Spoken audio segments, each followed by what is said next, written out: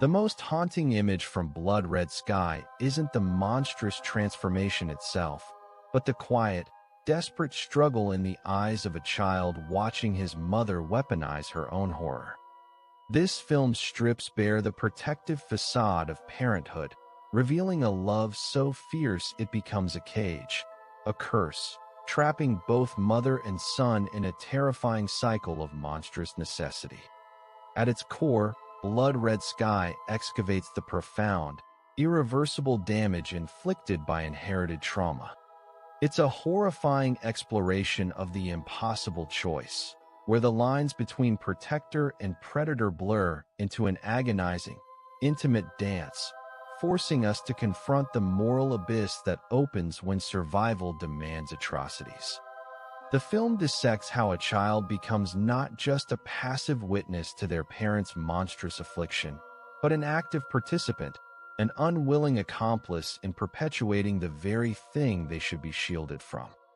We observe the soul-crushing erosion of identity, as a mother's desperate fight for survival demands she sacrifice her humanity, leaving an indelible, corrupting mark on her son's nascent moral compass, irrevocably altering his perception of love and protection.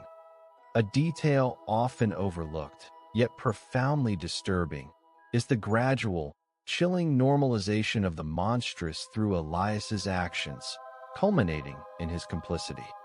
Watch the quiet moments where he administers sedatives, cleans the blood, or covers her actions, not out of naive innocence, but with a terrifying, learned pragmatism that speaks to a deeper psychological indoctrination. His childhood is not merely stolen. It is twisted into a grim, crushing responsibility, forcing him into a premature, violent adulthood as the unwilling keeper of his mother's supernatural horror, forcing him to accept the unacceptable as merely what must be done.